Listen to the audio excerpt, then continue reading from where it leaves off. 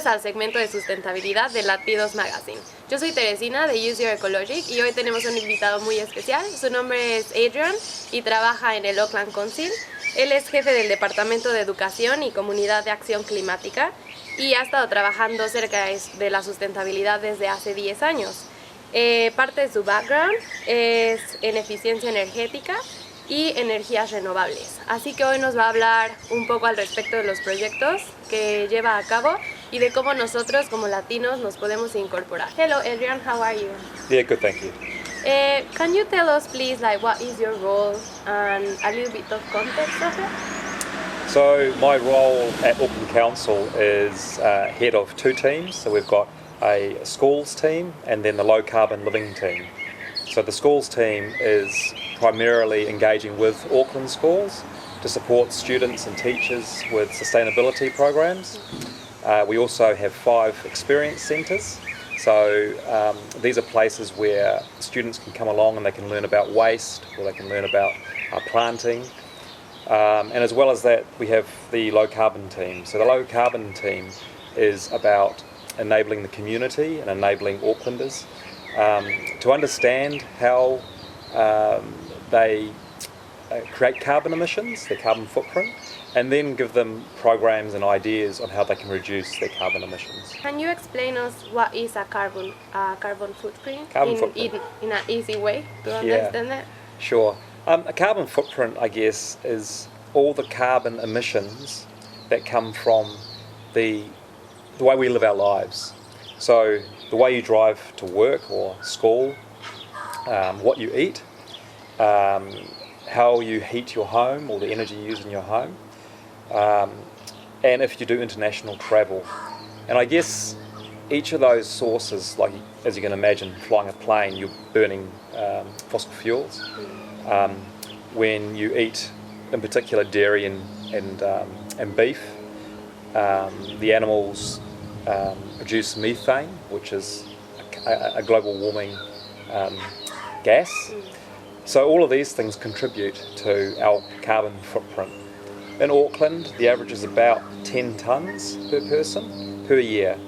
So when you think about 10 tonnes per person per year, that's several cars in weight. It's quite considerable. It's really important to have this in mind. How do you think that the Latin community can get involved with these sustainability projects? I think that there are a number of ways. So one way is to go to the website. So as well as the Auckland Council website, livelightly.nz is a really good website. It's aimed at the community and it gives an opportunity for people to find out what's happening in their local area, events, community groups, as well as get ideas on specific things that they can do to live more sustainably. Another website that they could visit is futurefit.nz. So FutureFit is a website that allows Aucklanders to get their carbon footprint. It takes about 2 to 3 minutes. You put in some information and then it tells you exactly how many carbon emissions you're creating. Then you can get ideas on what you can do to reduce those carbon emissions. Another thing people could do is contact their local community organisations. So 2 that come to mind are Eco Matters and Kaipariki project.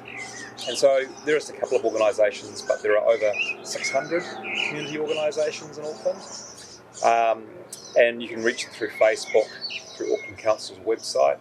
And they, I think, provide a lot of different projects where members of the Latin community can just connect, come along and do a composting workshop.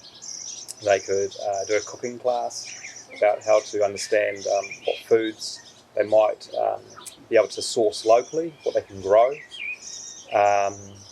Then there are other specific things like the low carbon network. So that's operating in various places in Auckland, and people can go there to find other community organisations they can connect with. All right. So talking about FutureFit, how does this start? So we saw a need, a question people often have when they're thinking about climate change is they hear about carbon emissions a lot and carbon footprints, but not a lot of people know either what makes up a carbon footprint or what their carbon footprint is. So we created FutureFit as a way for people really quickly and easily to put in some information and get their carbon footprint.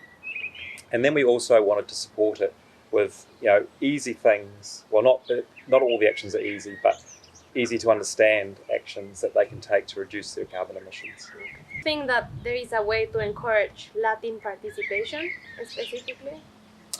I think so. I think that climate change is everyone's responsibility and everyone's opportunity. I think that, as I say, through some of these community projects, either the Latin community can get directly involved, but I'd also encourage the Latin community to create their own projects. There are various funding opportunities available, and Auckland Council has a policy of wanting to build community as well as deliver on sustainability outcomes. And how can we as Latins reach that funding? So how can we know about it? So probably one of the best ways is to go to the Auckland Council website, and failing that, to actually call our Auckland Council. We've got a specialist grants and funding team, so you can speak to somebody and they can put you in direct contact with our grants advisors, help understand what sort of project you're interested in, and then direct you to sources of funding. The other thing you can try is through your local boards. So there's 21 local boards in Auckland, and each of those have funding available to fund local projects. So you can contact the local boards, you can find out about their grant process, and also talk to your local boards. If you've got an idea, I'd really encourage you to go to them and say, hey, how about this as an idea? The other way is that there are various philanthropic trusts like Foundation North, the Tyndall Foundation, and I think through the website Philanthropy New Zealand, you can go to that website and you can get a list of all the different grant-making organisations to get more information on that. How important do you think that are all these projects and the community involvement in order to do a good thing for the planet and to live in a better future? I think it's pretty critical. The United Nations has told us that we need to, imagine Mount Everest, okay? Emissions have been going up like this for the last 100 years or so. And in the last 20 years, they've gone like this. What we need to do to get to a safe place is go back down the other side of the mountain. And we need to do it in the next 30 to 40 years. So what that means is that in the next 10 years, all of us need to get involved and take action. It's not something that just government can solve, or local government can solve, or communities, or businesses, or individuals. It really needs all of us to be engaged in this. But I think it's also important to say that the opportunities that are out there provide actually a better way forward, I think, not just on climate change, but reducing inequality, creating more sustainable jobs, usually better health.